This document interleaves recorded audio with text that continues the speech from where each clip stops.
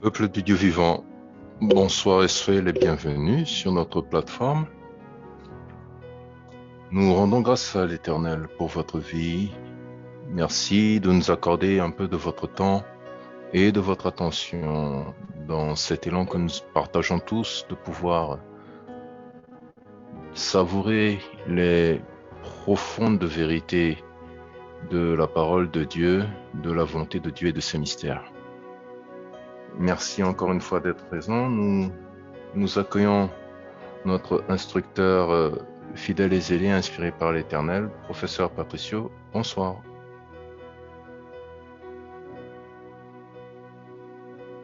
Oui, bonsoir à tous. Bien. Merci de vous joindre à moi pour la prière d'ouverture. Éternel Dieu d'Abraham, d'Isaac et de Jacob, Père très saint, dans ton amour, dans ta miséricorde, tu as pris soin de nous durant tous les jours de cette semaine. Merci d'avoir pourvu à tous nos besoins, d'avoir pourvu en sécurité et en protection. Merci Éternel de ce que tu nous as accordé encore une fois le souffle de vie pour voir en chaque jour qui défile toutes les grâces que tu déverses et de pouvoir les savourer. En ce moment que tu rends disponible pour que nous puissions plonger nos regards dans ta parole et la compréhension du monde qui nous entoure, Père, merci de nous ouvrir les cœurs et l'intelligence afin de pouvoir recevoir et de comprendre entièrement tout ce que nous allons entendre ce soir. Merci pour la vie de ton serviteur, le professeur Patricio de Jésus. Merci pour tous les membres du staff de spiritualité chrétienne, ainsi que, Père, toute la population des enfants de Dieu et des hommes et femmes que tu as créés, que tu as pourvus, qui nous suivent à travers toutes les plateformes qui nous concernent. Gloire te soit rendue pour leur vie. Merci Père de prendre le contrôle de cet instant, du commencement à la fin, dans chaque aspect physique et spirituel, surtout dans la partie technique, autant à l'émission que partout nous sommes écoutés. Au nom de Jésus-Christ de Nazareth. Amen. Amen. Professeur Patricio, rebonsoir. Ce soir, nous parlons de sexualité, Nous parlons de sexualité et de spiritualité. Vous avez la parole, s'il vous plaît. Bon, je ne veux pas faire ça une émission que je vais monopoliser la parole parce que ce thème, c'est un thème qu'on doit laisser l'opportunité aux gens de poser leurs questions en cherchant un moyen plus efficace de formuler parce qu'en fait, aujourd'hui, les églises font de sorte pour éviter le sujet sexuel, et pourtant, dans la tête de la sœur qui va dans les mariages, dans la tête du frère qui va se marier, ils ont planifié la lune de miel. Donc, ça veut dire que la question sexuelle, c'est d'abord ça qui nous attire de prendre des femmes. On ne prend pas des femmes pour faire des enfants, sinon on aurait seulement fait des enfants quand on veut les engrosser. Mais même quand on n'a pas les projets de faire des enfants, on fait le sexe. Et c'est l'une des attractions en fait qui nous a attirés.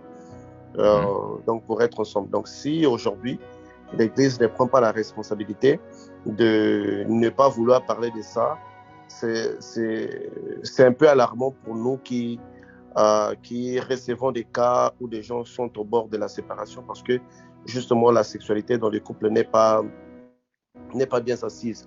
C'est vrai qu'il y a certaines choses qu'on ne peut pas parler à la chair. Mais si l'émission ou bien une activité se déroule hors de la chair, pourquoi ne pas aller dans la profondeur et essayer de rendre un peu des choses plus ouvertes pour certaines personnes qui veulent s'engager dans un couple en fait. Et l'une de ces choses-là, c'est la sexualité en fait. Maintenant, la première question qu'on aimerait qu'on aimerait poser en voyant le thème déjà, c'est est-ce que la sexualité a une incidence sur la spiritualité? Quelle est la part d'importance que la sexualité a dans la spiritualité? Oui, en fait, la sexualité équilibre d'abord la personne. Mhm. Parce qu'il faudrait savoir que notre partie sexuelle travaille directement avec notre tête.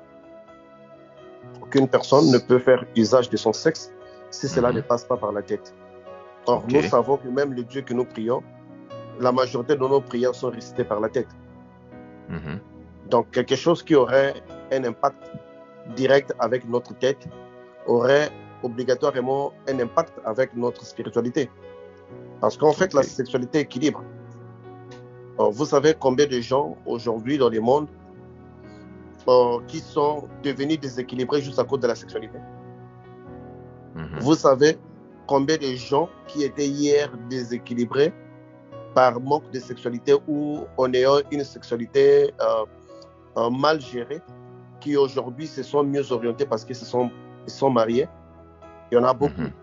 Donc la sexualité, en fait, c'est même le début de la spiritualité, dans lequel l'homme devait être nu et la femme devait être nue. Donc l'homme a vu la première fois la femme nue.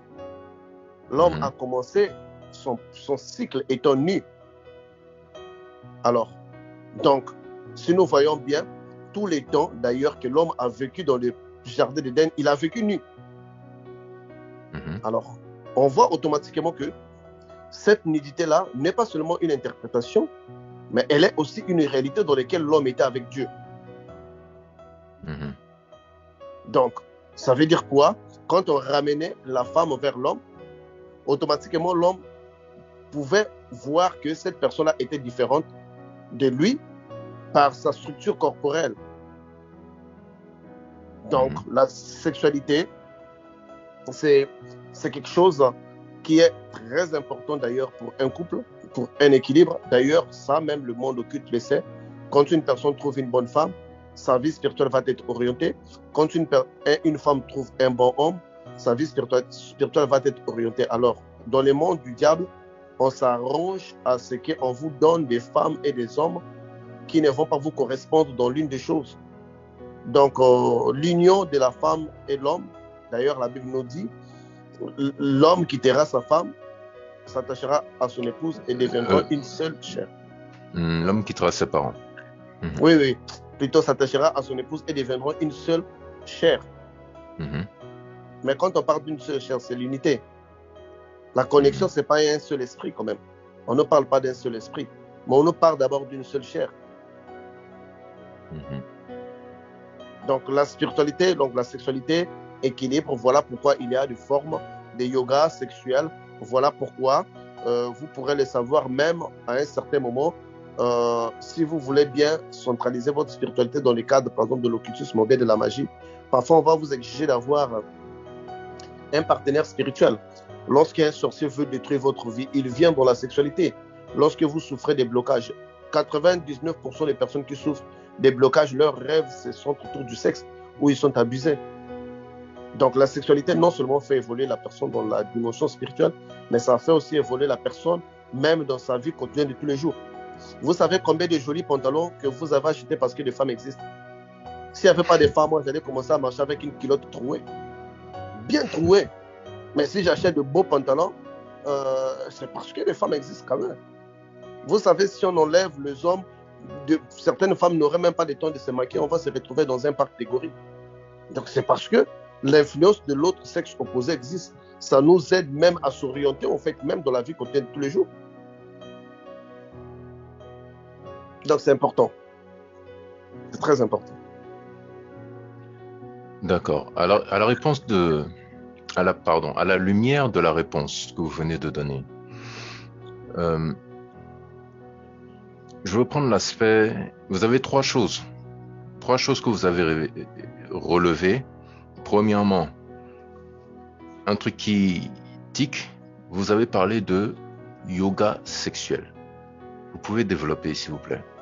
Bon, développer le yoga sexuel, c'est comme si nous allons un peu dans le sens de donner un cours de yoga, mais du moins, dans le yoga, il y a une énergie sexuelle qu'on appelle la Kundalini, et cette énergie qui monte le long de la colonne vertébrale et qui s'expose à la nuque, ou par exemple, pour ceux-là qui l'ont expérimenté pour la première fois, ils se rendent compte après l'avoir fait, ça donne une ouverture dans l'univers. Donc, la personne, par exemple, en majorité, pour la première fois, ils ont vu le cosmos l'ensemble des choses, mais c'est de l'énergie sexuelle. Donc, le yoga sexuel, c'est une forme, en fait, d'exploiter de l'énergie sexuelle. Donc, par là, on voit que le sexe n'est pas seulement quelque chose de se tirer du plaisir, mais une énergie derrière ça. Or, nous savons que le corps humain est un accessoire ou est un objet qui travaille par des énergies. Donc, on a besoin des énergies pour faire fonctionner le corps. Donc, ces énergies peuvent provenir de notre mental, peuvent provenir de notre sexualité, peuvent provenir de notre alimentation. Donc, ce sont des énergies à tenir en compte pour notre développement spirituel. Alors, donc, le yoga sexuel est plus centré dans ces genres d'énergie pour le faire monter pour des fins, en fait, qui sont spirituels. Mais en réalité, quand vous le savez que dans le yoga, c'est toujours vers le divinité asiatique, où en fait cette énergie-là est exploitée pour alimenter une certaine force qui entre en communion avec vous. C'est beaucoup de circuits. Mais du moins, le yoga, au moins, nous laisse à comprendre qu'il y a une énergie qui peut être exploitée, et cette énergie, c'est une énergie sexuelle. Et comment est-ce qu'un chrétien devrait aller vers ça? Un chrétien ne peut pas aller vers le yoga parce que le yoga n'est pas une science neutre. Derrière le yoga, il y a des exercices à faire qui sont liés automatiquement à des divinités asiatiques. Vous le savez très bien. Quand on parle du yoga, on voit tout cela, cette agglomération-là, des brahmas mystiques, des Vishnu, ainsi qu'autres. Ils sont tous derrière ça. Et derrière ça, vous savez, ce sont des démons.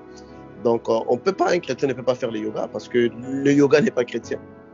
Les chrétiens yoga n'existent pas. C'est comme dire les pornos chrétiens ou je ne sais pas, quelque chose comme ça qui serait dans sa nature païenne, et vous allez l'associer aux chrétiens. Et parce que les gens qui les disent ne comprennent pas ce que ça veut dire le christianisme. Quand Jésus-Christ est venu, il s'est écarté de toute forme de religion, y compris le judaïsme. Si le judaïsme, qui est une religion dans laquelle Jésus est né, dans laquelle Jésus a été consacré le 8e jour, Jésus s'en est écarté en totalité pour aller prêcher un peuple indépendant dans le désert. Alors pourquoi ramener le chrétien vers le yoga? En fait, le christianisme, c'est un renouveau. C'est une nouvelle version, une version adaptée d'une religion indépendante par rapport aux races et aux cultures, qui ne peut pas être changée par l'influence de cette religion-là. Vous ne cesserez jamais de mettre le pain parce que vous êtes chrétien. Vous n'allez jamais cesser de manger votre nourriture parce que vous êtes chrétien. Mais avec le judaïsme, ce n'était pas possible. Il fallait manger comme eux, il fallait s'asseoir comme eux. Donc le christianisme, c'est quelque chose, voilà pourquoi le christianisme a passé de périodes, a passé des milliers d'années, et la Bible est toujours restée les best-sellers, parce que le christianisme vous donne en fait cette liberté-là d'ajuster cette religion par rapport à votre culture, par rapport à la personne que vous êtes. Supposons dans les cas des dots. Vous savez que les dots, c'est traditionnel et c'est spirituel, lié aux entités ou au totem de la famille. Est-ce que le christianisme a banni cela? Non. Le christianisme encadre cela. Le christianisme n'est pas là pour empêcher le sexe, mais pour encadrer le sexe. Le christianisme n'est pas là pour empêcher les dots, mais pour encadrer les dots. Le christianisme n'est pas là pour vous empêcher de vous habiller, mais encadrer votre habillement.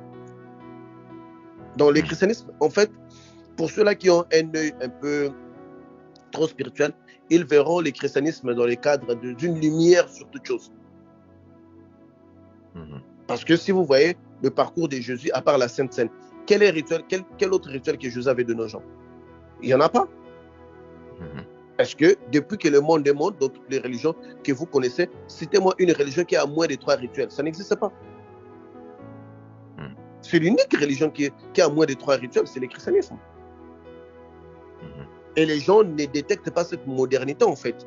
Non seulement que les gens ne détectent pas cette modernité, les gens ramènent le christianisme dans des choses terre à terre, où ils prônent certains judaïsmes dans le christianisme. Parce que le problème du christianisme, c'est le judaïsme dans le christianisme. Donc le christianisme devrait aller dans le judaïsme, et non le judaïsme venir dans le christianisme. On a juste des pasteurs ou des chrétiens qui n'arrivent pas à faire cette différence-là, et qui, d'ailleurs, jusqu'à aujourd'hui, ils pensent qu'ils peuvent aller trouver Jésus en Israël. Combien de pasteurs dépensent l'argent des offrandes des disciples pour aller faire des excursions en Israël? Or, Jésus n'est pas en Israël. Jésus n'est pas en Israël. Il va repartir en Israël. quand la grâce serait terminée. Mais Jésus est parmi des nations. Donc, une personne qui cherche Jésus dans sa chambre les trouve plus vite qu'une personne qui va sur la tombe de Jésus aller parler à la tombe de Jésus. C'est la nécromancie chrétienne. Bien entendu. Et ça, les églises n'en parlent pas parce qu'il s'agit de Jésus. Donc, en fait, donc c'est juste une parenthèse que j'ai ouverte. Mais sinon que la sexualité a un rôle particulier, très adéquat à jouer dans la vie du couple et à s'équilibrer en fait. Ok, maintenant, dans la pratique, parce que on a parlé de yoga sexuel, vous nous avez bien expliqué de toute façon que le yoga et la chrétienté avaient des origines tout à fait différentes et bien diamétralement opposées. Mais si j'en viens au Kama Sutra, qui est le livre entre griffes par excellence, qui a propulsé, répandu les pratiques de yoga sexuel à travers le monde. Beaucoup de chrétiens, comme vous l'aviez dit déjà dans les posts sur Facebook, beaucoup de chrétiens dans leur couple, qu'ils soient mariés ou non, mais dans leur relation, à un moment de leur vie, se sont adonnés à ça. Je voudrais qu'on revienne sur certains de ces posts. En vérité, qu'est-ce que vous dénoncez? Quel est le danger que vous dénoncez par rapport à ces pratiques? Bon, je ne dénonce pas le sexe en totalité parce que le sexe c'est la chose la plus bonne que Dieu a pu donner à un couple.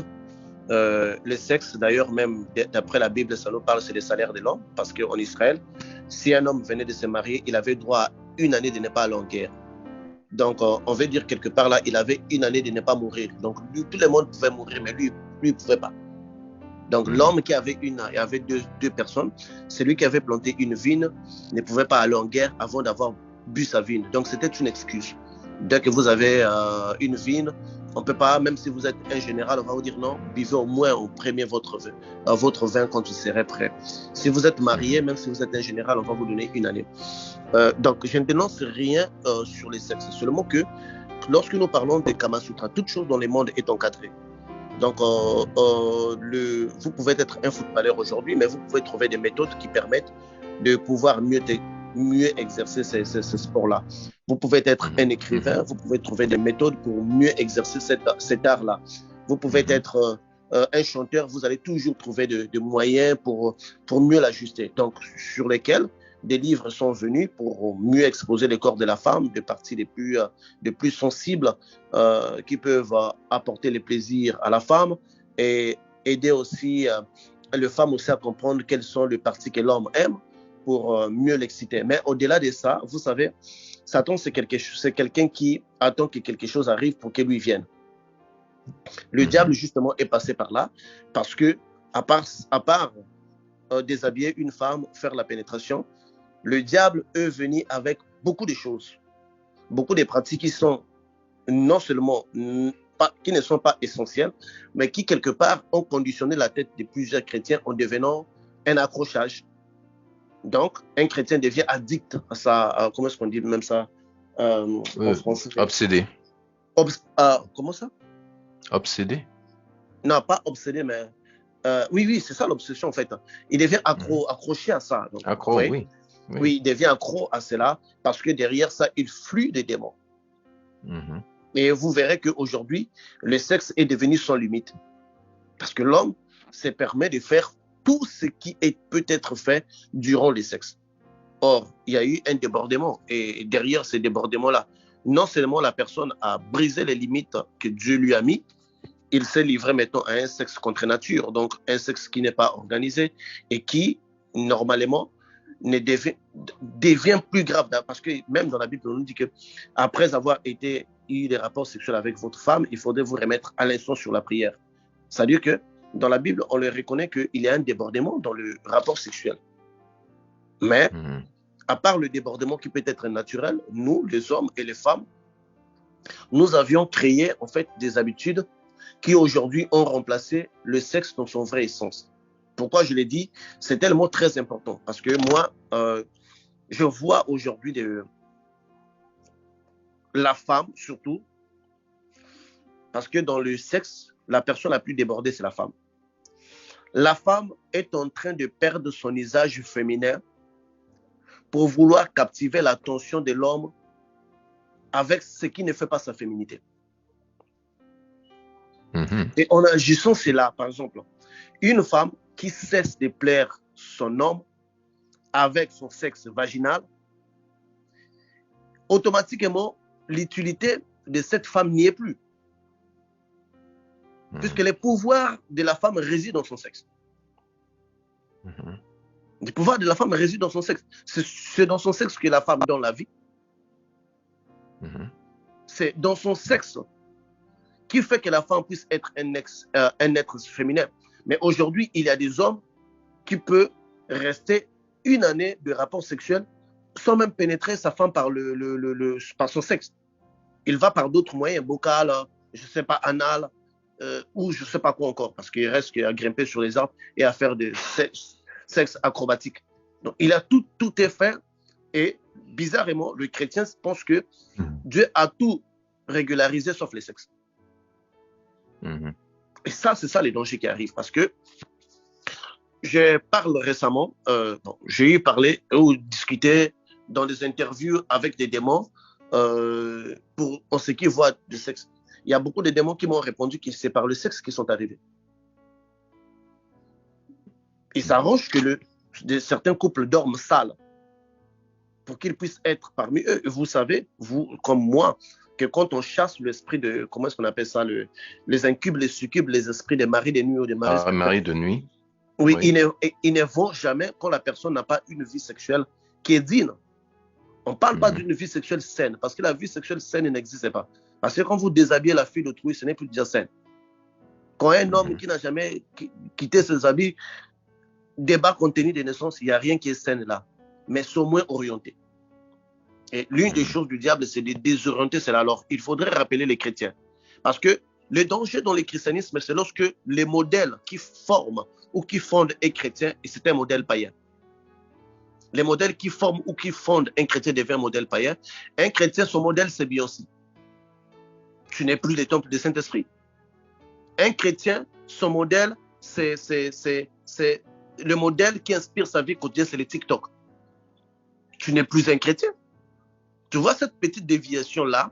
Aujourd'hui, le combat du diable, c'est plus dans notre mental qu'ailleurs, comme dans le passé. Donc voilà pourquoi on essaye d'être un peu rigoureux. Si un homme trouve que le sexe de la femme ne peut plus lui donner de plaisir, c'est juste, ou je ne sais pas, le sucer, le sexe, c'est parce qu'il a mis ça dans sa tête. Mais ce n'est pas vrai. Vous trouvez? Donc, ce n'est pas vrai. Donc, c'est comme ça. Donc, les gens, en fait, sont devenus malades. Parce que l'addiction, en fait, emmène une certaine maladie, une certaine dépendance. Et vous savez aujourd'hui combien d'hommes qui entrent dans les couples qui souffrent maintenant d'un dysfonctionnement sexuel. Mais la femme pense, par exemple, que non, elle ne plaît pas l'homme. Non, l'homme vient, par exemple, un homme qui vient d'un rapport sexuel anal avec son ex, il trouve une femme qui lui emmène dans un rapport sexuel normal, vaginal. Cet homme, après une certaine série de temps, va tomber dans l'incapacité sexuelle, où il va commencer à perdre des érections. Et la femme peut penser que cet homme est en train de souffrir d'une, comment est-ce qu'on appelle ça, d'un dysfonctionnement sexuel, érectile plutôt. Or, c'est faux. Or, le même homme, quand la femme n'est pas là, il peut regarder les pornos et il peut être excité. Comment se fait-il qu'il y ait une personne qui regarde les pornos et elle est excitée quand tu es seul, et quand la femme est là, il n'arrive pas à faire la pénétration? C'est une panne dans la tête. C'est pourquoi? Parce que c'est nous-mêmes qui avons tellement trop désorienté la chose, et ça, c'est devenu une maladie, une addiction pour les gens. Alors, pour non seulement préserver la dignité de la femme, il faudrait, je pense bien, ramener les choses à l'origine comme il devrait s'être. Attendez. Ramener des choses à l'origine comme cela devrait être. Donc, automatiquement, quand nous voyons, par exemple, nos parents anciens, nos parents anciens n'ont pas fait toutes les choses que nous, on a fait là, mais qui, qui étaient bien heureux et restaient beaucoup d'années avec nos mamans. Nos mamans ne connaissaient pas les acrobaties que nos sœurs font aujourd'hui. Mais pourquoi ils ont pu rester beaucoup de temps et les hommes les ont donné le meilleur? Parce que si aujourd'hui, on demande aux femmes d'aujourd'hui, combien d'entre vous, les hommes, ont pu vous acheter une parcelle, une maison? On va compter par les doigts. Mais pourquoi est-ce que nos mamans, qui ne faisaient pas ces acrobaties-là, avaient facilement la possibilité d'avoir une parcelle qui lui provient d'un homme? Parce que quand on arrête d'attirer un homme par notre vagin, sachez-le que l'influence d'une femme réside dans son sexe. L'influence d'un homme réside dans son sexe. Pourquoi est-ce que le démon qui veut freiner votre vie vient coucher avec vous la nuit? Si votre sexe n'était rien. Parce que votre vie en totalité, le bonheur, la prospérité, l'élévation, l'avancement de votre vie, c'est quelque chose qui réside dans les sexes de la personne. Parce que le sexe de la personne, dans la dimension spirituelle, est projeté comme étant la terre. N'est-ce pas? Le sexe de l'homme, dans la dimension... Attendez. Le sexe de l'homme, dans la dimension spirituelle, est projeté comme étant la sémence. Donc, vous voyez? Donc, quelque part, Dieu le sait que quand on prend comment est-ce qu'on dit ça, la sémence et on met à la terre, cela doit produire quelque chose. Automatiquement.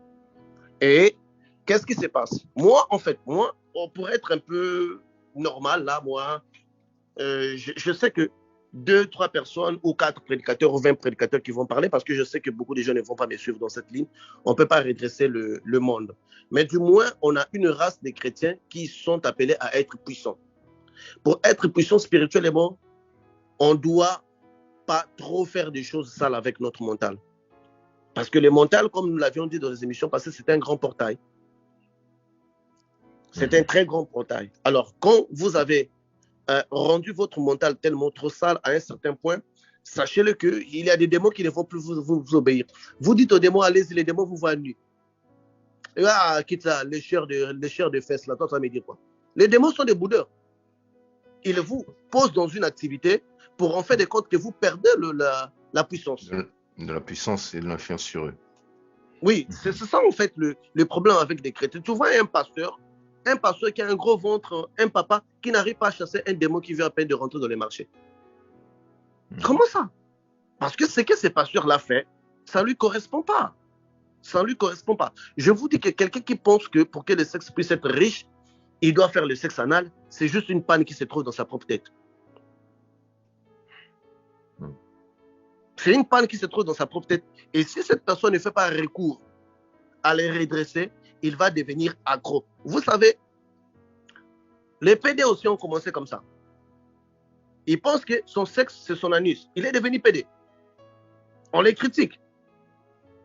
Mais il y a des hommes encore plus pires que des PD qui sont là, qui se marient. Les transgenres? Même pas des transgenres. Mais vous savez déjà, quand un homme oublie tout l'usage de la femme pour se concentrer sur des choses qui se trouvent aussi chez des hommes comme lui, cet homme-là, petit à petit, est en train de briser les limites. Il est à bord.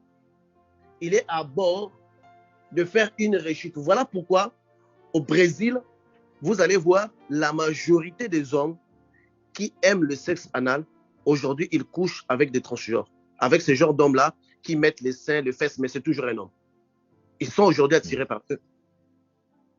Moi, j'ai beaucoup d'amis brésiliens. J'ai des pasteurs brésiliens. Vous voyez? Ils sont maintenant attirés par ça parce que ce n'est pas ça. Ce n'est pas vraiment... Parce que l'homme n'arrive plus à faire la différence. Parce que pour l'homme maintenant, ce n'est plus les vagins. C'est maintenant l'anus. Peu importe qui l'a, s'il peut avoir une petite morphologie féminine, on peut aller dans ça. Mais après, on va s'en foutre de la morphologie. On va aller dans l'état brut. C'est comme ça, le diable est rusé, il est intelligent. Les expériences sexuelles peuvent être diversifiées plutôt par certaines personnes, mais ils doivent être encadrés. Ils doivent être encadrés. Ne vous livrez pas dans un couple avec un psychopathe d'homme qui vous exige de faire ça, ça, ça, ça, ça. Vous n'êtes pas là d'abord pour remplacer l'ex de votre mari. Vous n'êtes pas là pour remplacer l'ex de votre femme. Vous êtes là pour être vous. Pour être vous, un homme ne peut pas vous dire de faire ce que son ex faisait. Et une femme ne peut pas vous dire de faire ce que son ex faisait. Vous n'êtes pas venu le remplacer. Vous devez exprimer vous. Même quand on conduit la voiture, on sait qu'il y a des autoroutes qu'on va à 100. Il y a des autoroutes qu'il faut conduire à 40. Mais c'est la même voiture en fait. Donc je pense que l'homme n'arrive plus à réglementer, n'arrive plus à savoir que ça c'est une femme vierge, n'arrive plus à savoir que ça c'est une sœur que j'ai pris à l'église. Tu vas voir des femmes ont maintenant des portes partout. Et puis elle va s'appeler tombe du Saint-Esprit. Ça c'est quel tombe du Saint-Esprit? Un tombe du Saint-Esprit, la Bible était claire. Même le souverain sacrificateur qui n'était pas pur était tué dans les tabernacles. Ça c'est dans la Bible.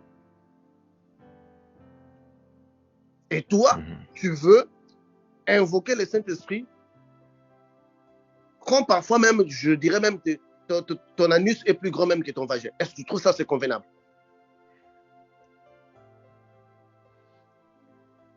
Quel est le temple? Même un temple physique a besoin d'être embelli.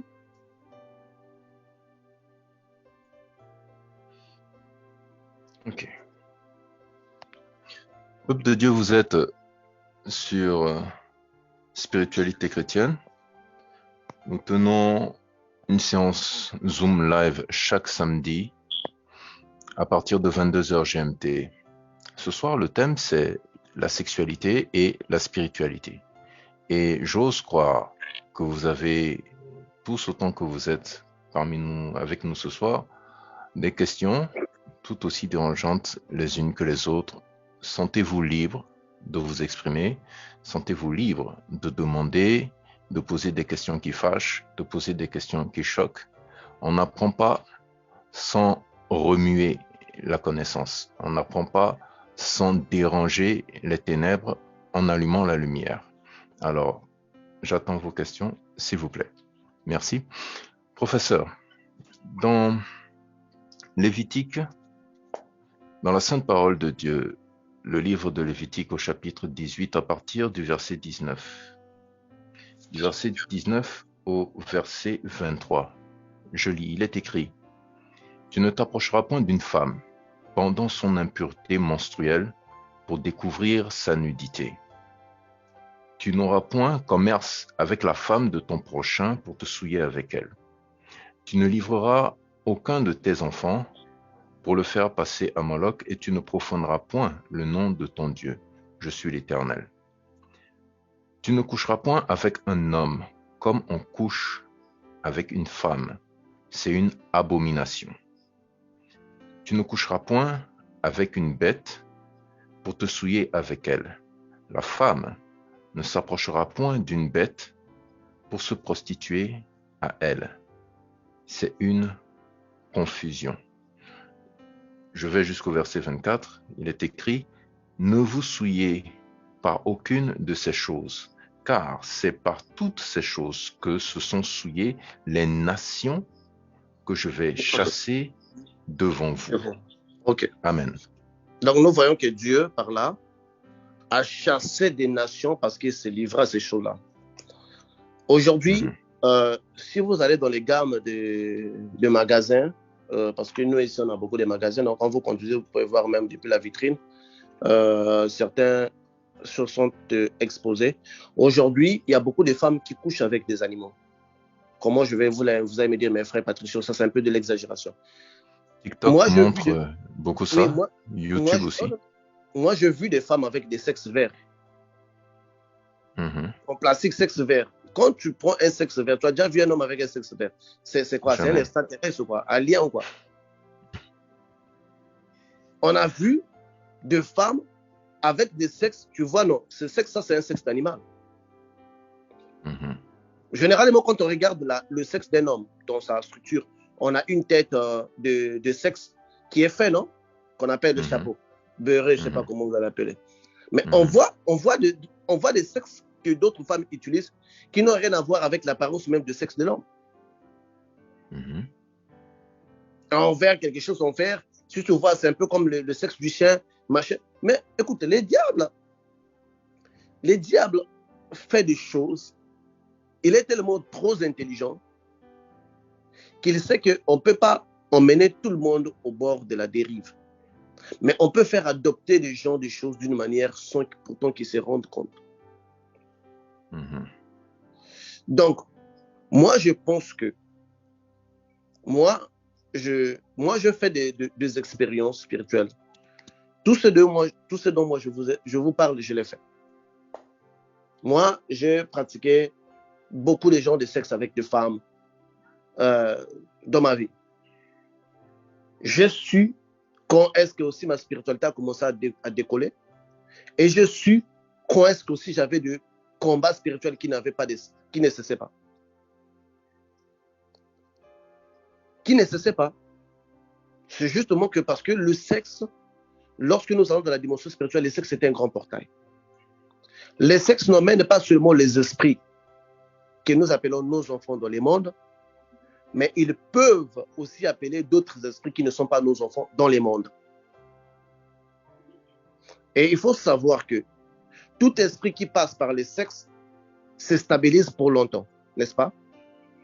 Si un bébé reste beaucoup des années dans ce monde, c'est parce qu'il passe par les sexes. Donc, si un esprit vient à travers votre vie par les sexes, cet esprit va rester longtemps. Parce que le sexe a pour but de stabiliser les choses dans les mondes. Voilà pourquoi Jésus, étant même le Fils de Dieu, ne pouvait pas rester longtemps dans les mondes s'il n'était pas passé par le sexe. Les anges viennent et ils l'envoient le même jour. Pourquoi? Parce qu'ils ne sont pas passés par le sexe. Il y a des sirènes qui se matérialisent tous les jours, mais ils ne restent pas permanents parce qu'ils ne sont pas passés pour le sexe. Si une sirène veut vivre physiquement pour longtemps, il doit passer par le sexe. Donc, tomber par la grossesse, et puis passer son esprit dans les ventres d'un enfant qui va passer dans les processus du sexe et qui va sortir du sexe.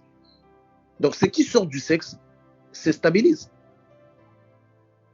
Donc, c'est un portail que nous devrions nous veiller sur ça. Et d'ailleurs, vous savez, comme moi et vous aussi, il y a beaucoup de gens qui sont dans des loges magiques. Leur objectif, c'est de coucher avec des femmes. En couchant avec des femmes, il y a beaucoup de femmes aujourd'hui qui ont perdu leur bonheur parce qu'un homme avait couché avec eux, il avait tout pris. Mais comment est-ce que le magicien, pour lui, il est difficile de prendre ton intelligence, pour lui, il est difficile de prendre ta voiture, pour lui, il est difficile, mais par le sexe, automatiquement, il peut prendre beaucoup de choses provenant de toi et même te mettre des esprits. C'est ça. Ok. Par rapport à ce portail, quel est comment est-ce que je peux tourner ça? Quelle est l'efficacité de l'utilisation du sexe en tant que portail spirituel dans une relation sexuelle hors mariage et dans une relation sexuelle dans le mariage? Est-ce qu'il y a une différence? Bon, quand on dit une relation sexuelle hors du mariage et une relation sexuelle dans le mariage, il faut être bien explicite sur ces points. Parce que je pense que l'Église est tombée dans une confusion absolue. Tous les rapports sexuels faits en Israël n'étaient pas dans les mariages. Tout à fait. David, tous ses rapports sexuels ne les a pas faits dans les mariages. Parce que dans les mariages, il y a une catégorie de femmes en Israël qui ne se mariaient pas. Parce que justement, ils avaient perdu la virginité, ou bien leur mari était mort. Le deuxième mari ne peut pas l'épouser parce que c'est une femme qui n'est plus vierge. On les prenait comme ça. Donc, le sexe dans les mariages ou le sexe hors du mariage n'a pas fait une grande différence.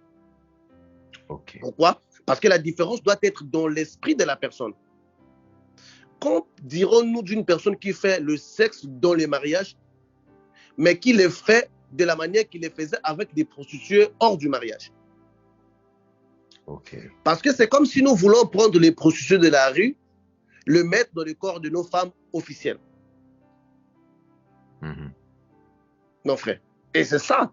Et c'est ça, en fait de compte, du simple fait que la femme qui est dans la maison est égale sexuellement à la femme qui est dans la rue, parfois on risque de ne plus voir la valeur de la femme. Dans la vie, on doit toujours voir quelque chose qu'on rêve qu'on n'a pas fait. Et ça nous maintient très longtemps dans l'illusion. Parce que l'expérience démontre que tout ce que l'homme peut faire, l'homme le rejette. Vous pensez que l'argent peut vous apporter le bonheur. Quand vous en aurez, vous serez joyeux le 2, 3, 4 jours. Après, vous allez vous habituer, ce n'est plus votre bonheur. Vous pensez que la voiture peut vous apporter le bonheur. Quand vous allez en acheter, vous allez marcher des kilométrages. Après, vous allez vous fatiguer, vous garer ça, parfois vous ne l'avez plus. Parce que l'homme, lorsqu'il découvre la totalité du mystère, l'homme ne s'attache plus de la même façon. Voilà pourquoi les hommes qui sont allés un peu trop loin avec Dieu, les connaissant bien, c'était devenu des plus grands pécheurs. Quelqu'un comme Moïse qui voyait Dieu comme ça, en chair en os, vous pensez qu'il pouvait prendre une femme égyptienne? Quelqu'un comme David, l'homme selon le cœur de Dieu, avec toutes les richesses. Vous pensez que si, mon frère Patrick, si on te donne seulement le titre de David, moi je ne pense pas que tu vas prendre la femme de quelqu'un. Parce que c'est trop lourd et c'est trop bien fait des choses. Mais l'habitude emmène la personne à normaliser. La femme de la maison n'est pas une prostituée en qui on doit essayer toutes les choses déshonorantes dont on ne voudrait pas nos filles passent par là. On ne voudrait pas. Donc, quelque part, parce que nous avons un peu traité nos femmes de la maison comme étant des prostituées avec qui nous avions payé, l'unique différence qui reste de nos femmes de la maison et de ces prostituées-là, c'est de l'argent qu'on ne leur donne pas après avoir couché avec eux. Mais sinon, de la valeur féminine ou de la perception, l'image de l'individu, en ce qui concerne en matière de déformation, elle est la même. On veut traiter les gens dans leur peau, mais on ne veut pas traiter les gens dans leur mental. Un homme qui n'a jamais touché à de l'or, si vous lui dites que c'est les verres qui remplacent de l'or, il va croire à cela, parce qu'il n'a jamais touché à de l'or. Donc, c'est facile de remplacer quelque chose qui n'a pas la même valeur à une condition d'exclure la chose qui avait plus de valeur. Vous savez, aujourd'hui, si on peut exclure tous les bidons d'eau, il reste juste une bouteille d'eau qu'on a l'habitude d'acheter à 500 francs à CFA. On les fait à 1 million, les gens vont en acheter parce qu'ils n'en trouvent pas. Il y a des pays dans lesquels l'eau coûte très cher. Oui, ça veut dire que la rareté rend ou donne de la valeur à quelque chose. Mais toi, tous les jours, c'est au même endroit. Tous les jours, c'est au même. Et toi-même, d'abord, tu deviens malade. Tu appelles Pasteur Patrick, professeur Patrice, moi j'ai l'hémorroïde. Nous aussi, on est curieux. Tu as eu l'hémorroïde, hein? Comment? On ne prie pas comme ça à n'importe. Tu dois nous expliquer. Nous, on aime les détails. Et ça vient de tes pratiques. Oh Seigneur, veuille augmenter encore un peu de picotement et de piment. Parce que tu l'as mérité. Nous prétendons être les temples du Saint-Esprit, mais nous oublions que dans les mêmes temples du Saint-Esprit-là, le Saint-Esprit tuait des gens qui étaient impurs. Ou vous êtes un temple, ou vous ne l'êtes pas. Si vous êtes un temple, vous devrez correspondre aux normes qui régissent un temple. Vous pouvez bel et bien avoir votre femme, mais à un temps de pureté. Il y a des choses qui ne sont pas exagérées. Ok. Ce que vous venez de dire m'amène à poser la question suivante. Vous avez clairement défini que le sexe, en fait, est une influence. C'est-à-dire que la femme influence son environnement, son homme par le sexe, et vice-versa pour l'homme. Oui. Maintenant, quand l'homme ou la femme est marié, comment peuvent-ils se protéger de l'influence extérieure? Oui, je veux vous dire que dans la vie, dans l'amour, il faut conditionner la personne. On pense qu'on peut laisser la liberté à tout le monde. Non, dans l'amour, il faut conditionner la personne. Je sais, lorsqu'on vient de quelque chose qu'on a fait pour longtemps, oui, on pense que des choses qu'on avait laissées pour faire d'autres choses sont plus essentielles. D'où l'homme qui vient d'un rapport sexuel anal ou je ne sais pas comment, quand tu arrives dans une relation, d'abord, il va voir que c'est comme si l'expérience vécue dans le passé et l'expérience présente n'est pas détail. Mais c'est une chose qui est passagère, qui ne reste pas pour longtemps. Parce que je vais vous dire quelque chose qui est dans la tête de tout homme. L'attraction est plus que ce qui lui est offert. L'attraction est plus que ce qui est l'attraction est plus grande que ce qui est offert. Que ce qui est offert. Donc, une femme, justement parce qu'elle vous a offert un joli corps bien propre, bien traité, avec beaucoup de belles paroles, peut vous emmener à avoir des éjaculations hors du commun.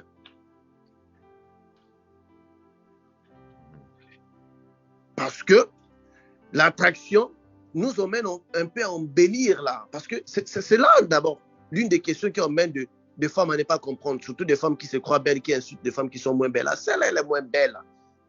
Mais comment celle-là, vraiment, on la marie? Comment celle-là, l'homme n'arrive pas à les quitter? Mais parfois, quand vous irez au-dessus de tout, vous allez voir parfois, c'est une femme qui est plus dans les naturels. Mes sœurs, je vais vous interpeller. Si en tout cas, les fantaisies sexuelles, c'est ce qui maintenait les hommes, moi j'aurais 15 prostituées. Je vais les damer tous les jours 15 prostituées. Quand nous on vous drague, on sait que dans vos têtes, vous n'êtes pas de femmes qui pratiquent des rapports sexuels anal. On sait que dans nos têtes, vous n'êtes pas des femmes qui font ça parce qu'on sait on vous a pris dans l'église. Ça veut dire qu'on accepte la première condition qui fait de vous la femme que vous êtes. Mais comme l'homme tente, voir est-ce que derrière le saint ou la sainte, je ne peux pas obtenir les vulgaires, il va tenter. C'est comme si tu achètes Nokia, tu veux que Nokia te donne les fonctions de iPhone, mais tu l'as déjà acheté. Ça veut dire que tu savais que Nokia ne va pas te donner les fonctions de iPhone, tu l'as fait quand même acheter. Mais ça ne t'empêche pas de vouloir télécharger une application qui travaille que sur les iPhones. Mais quand tu vas trouver que ça n'a pas marché, mais tu vas te dire, bon sang, mais moi j'avais acheté, après tout, j'avais acheté un Nokia. Pourquoi est-ce que je dois me fâcher contre mon téléphone? Je ne pense pas qu'un homme va maudire une femme qu'il a trouvée à l'église qui n'a pas pu lui offrir les rapports sexuels anal. Parce que l'homme est conscient. Je sais que mon frère Patrick, si on est au même diapason. Tout à fait.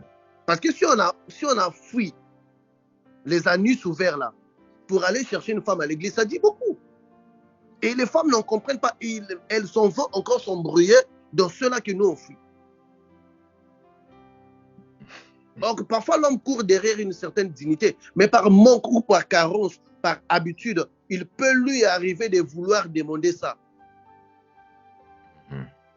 Moi, il y a une petite amie avec qui j'ai fait plus de temps dans ma vie quand j'étais jeune. Nous avions fait presque 7 ans. J'ai eu presque toutes les expériences sexuelles avec elle, sauf l'expérience sexuelle anale.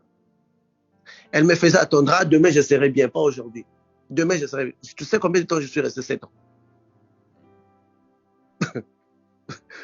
Donc elle savait comment te jongler. Et en fait de compte, j'avais fini par aimer autre chose.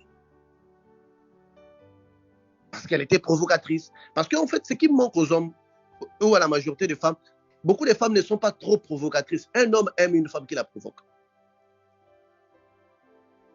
Une femme provocatrice, elle excite un homme très fort, d'une manière que quand un homme arrive à l'éjaculation, ils se sont rassasiés. Tu vois? Donc, moi je pense que l'Église, comme je l'ai dit jadis, qu'il y a des choses qu'on ne peut pas dire à la chair parce que la chair, elle est sacrée. Mais quand on va hors la chair, il faudrait pouvoir parler à nos sœurs, les aider. Tu sais, quand un homme prend une femme, cette femme-là ne montre pas qu'elle connaît le sexe. Des femmes timides là. Même si tu couches avec elle, elle ferme ses yeux, elle dit qu'elle a honte, elle n'arrive pas à te regarder au visage. Tu vas aimer ça, tu sais ça. Elle est timide, cette femme elle est innocente, mon Dieu, quelle innocence, j'ai pris une bonne femme. Mais si tu prends une femme qui marchait nue et qui dans le lit ne fait pas te regarder, tu vas dire, arrête de connaître là. Ça va t'énerver, tu ne vas pas aimer. Parce que son image ne correspond pas avec ce qu'elle veut afficher. Ne correspond en rien avec ce qu'elle veut afficher. Donc, vous voyez? Donc, l'image qu'on donne, ça nous emmène à attendre quelque chose d'autre de vous. Mais celle qui n'a pas donné une image exagérée, même si elle fait un sexe dans lequel elle n'arrive même pas à écarter les gens, l'homme va aimer ça. Ah, mon frère, moi, je dois déjà marier cette femme-là. Ah, ça, c'est un 0 km. Mon frère, les kilomètres, c'est bon, les moteurs, ça encore me prend du temps. Mais ça, là, quand c'est comme une porte de cathédrale, en haut, c'est ouvert, en bas, c'est ouvert, tu vas chercher, mettons, à cibler les oreilles, et tu découvres même que les oreilles sont ouvertes. Finalement, elle comprend comment. Oh, professeur. OK. On doit parler clairement entre nous, et ça, on est en tout cas des jeunes, on est entre nous, on est en train de se parler pour aider. Quelques questions. Nous allons en profiter pour poser quelques questions de l'audience. Alors, première question. Déjà spirituellement, qu'est-ce que le mariage? Dot, mairie, femme dans la maison, sans dot ni mairie. Bon, c'est une parenthèse qu'on va réouvrir, puisqu'on parle de ça. Professeur, vous avez la parole. Bon, spirituellement, le mariage, c'est lorsque les parents acceptent de te donner leur fille et de faire d'elle ce que ton cœur veut. C'est ça le mariage. Le mariage commence par là. Donc, si ton beau-père te dit, écoute, je sais que tu n'as pas assez de moyens, je t'autorise de prendre ma fille, d'aller avec elle, vivre avec elle. Quand tu aurais des moyens de revenir l'épouser, c'est déjà un mariage. En allant vers elle, tu ne pêches pas. Parce que tu as l'approbation de ses parents. Donc, c'est déjà un mariage. Voilà pourquoi parmi les femmes de David, il y avait ceux à qui on n'avait pas épousé, mais leurs parents avaient dit qu'écoute, bon, prends notre fille. Hein. Donc, le mariage, c'est toutefois que quand les parents ont accepté de vous donner leur femme sans mettre de restrictions. Je dis bien sans mettre. C'est là où le mariage commence. Certaines traditions vont dire que pour que cela puisse être possible, nous voulons que tu nous donnes des choses. D'autres parents vont te dire que non.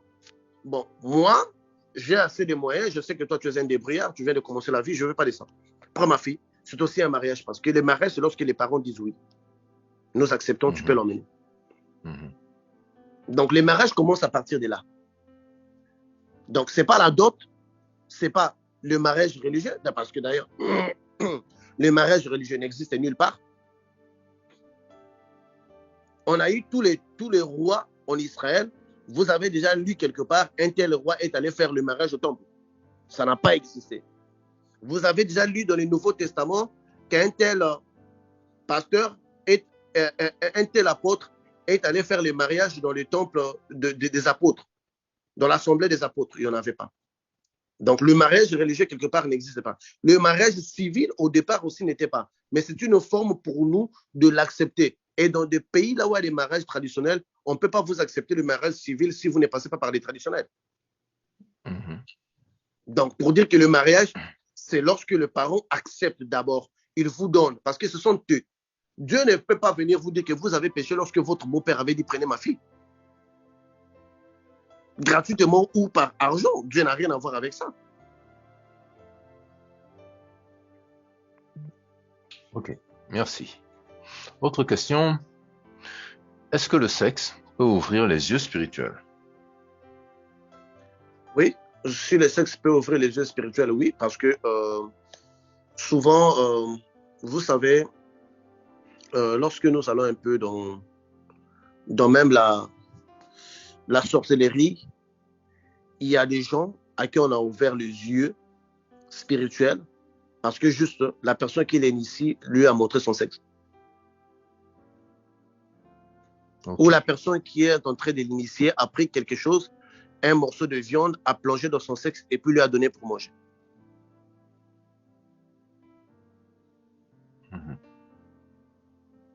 Ok. Autre question. Sucer ou bien lécher la partie intime de son partenaire en faisant l'amour, est-ce un péché ou un interdit pour nous les chrétiens? La question que moi j'aurais posée à cette personne, après avoir léché les parties intimes de sa femme ou de son homme, comment se sont-ils devant Dieu? La Bible est claire.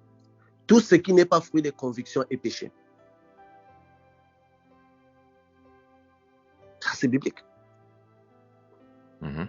Tout ce qui n'est pas fruit de conviction est péché.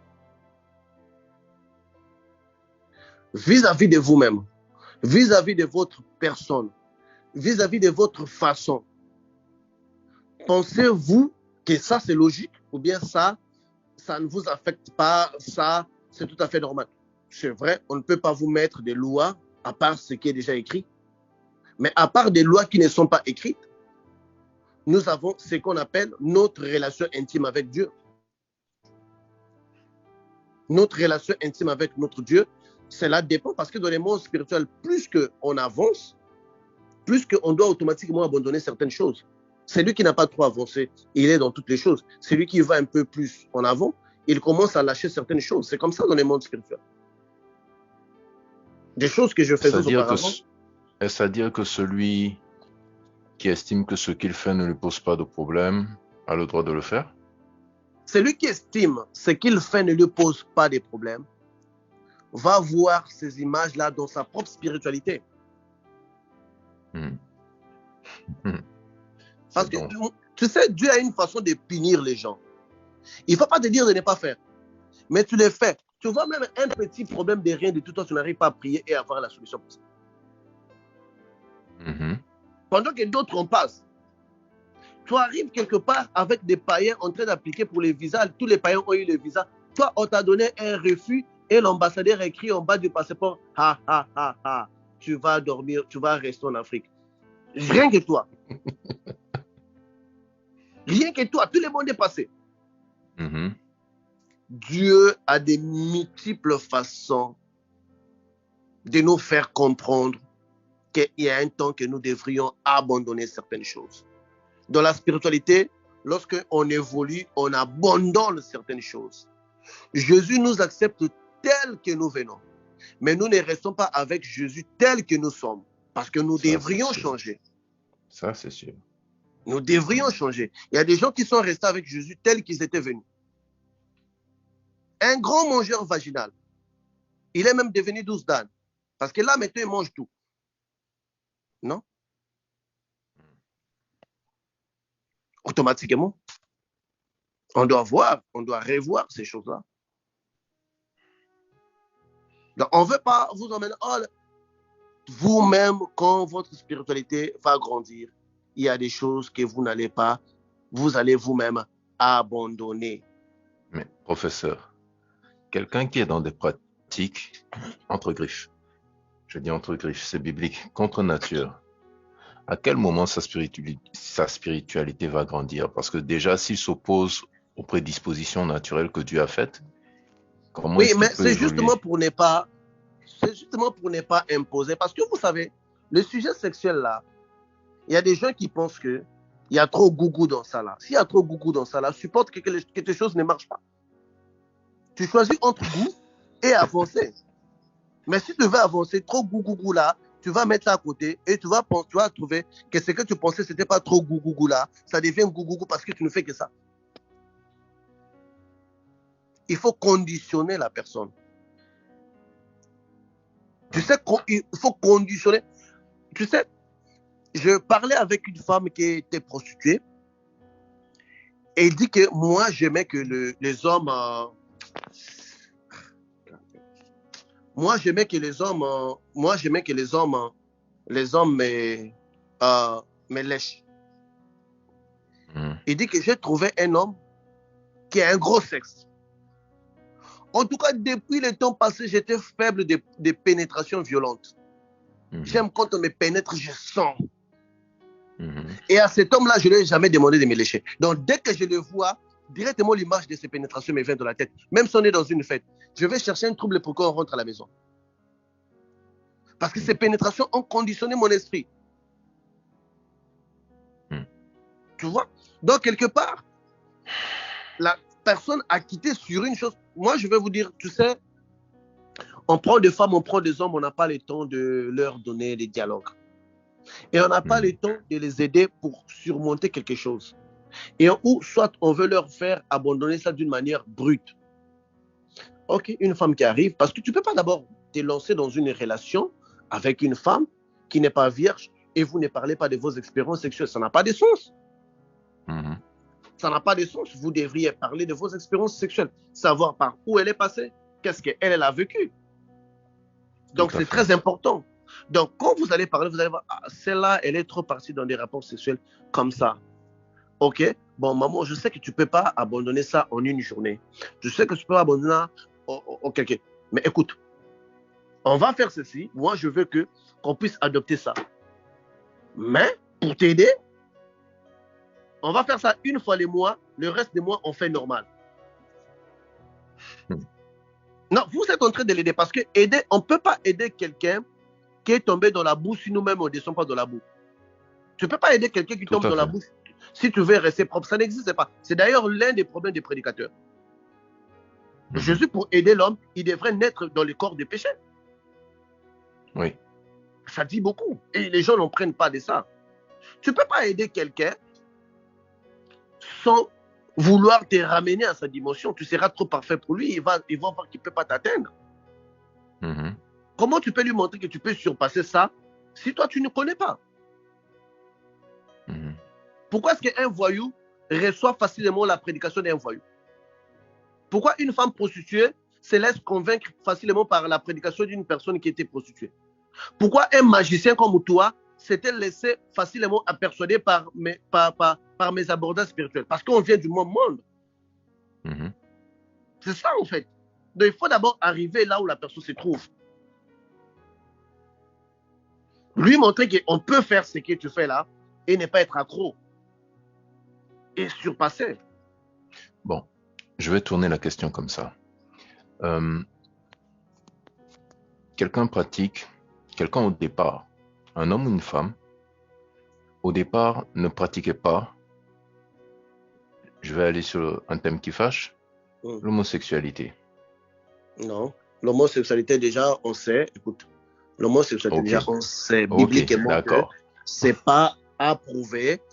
Tu sais ce que je te dis, Patrick, aujourd'hui, il y a des femmes qui sont mariées avec des hommes bisexuels. Ils ne l'ont découvert qu'après le mariage parce qu'ils n'avaient jamais parlé de leur sexualité. Je suis tout à fait d'accord. Je Oui. suis tout à fait d'accord. Oui. En Je tout veux cas, en venir. l'homosexualité, ça a écarté ça. En tout cas, non et non. D'accord. Avec N-O-N majuscule, en plus en rouge et mis même au ciel pour que tout le monde le voie. D'accord. D'accord. Donc, je reviens sur ce que vous avez dit par rapport à la prostitution, par exemple. Bon, professeur, vous et moi, dans nos expériences collectives et même individuelles, on a eu à être confrontés à des démons de la prostitution, à des esprits, des eaux qui suscitent la prostitution en quelqu'un. Dans la Bible, il y a Marie de Magdala qui avait cet esprit de prostitution. Tout à fait. Tout à fait. Avec une personne comme ça, parce que ça existe, il y a des chrétiens qui comment est-ce que je vais dire ça dans le contexte? Le contexte est quoi? C'est que beaucoup de personnes arrivent là au départ par impuissance, par nécessité, compte tenu du monde dans lequel elles vivent, de l'environnement dans lequel elles vivent, et ils perdurent par la force d'autre chose. Dans ce que je dis autre chose, comprenez quelque chose de spirituel. Quand ces personnes entrent dans la vie d'un chrétien, de ce que vous dites, il faut les amener d'abord à dialoguer et ensuite à atténuer un amour, enfin l'amour de certaines pratiques. L'aspect spirituel dedans, on en fait quoi? C'est ce que je veux dire en fait.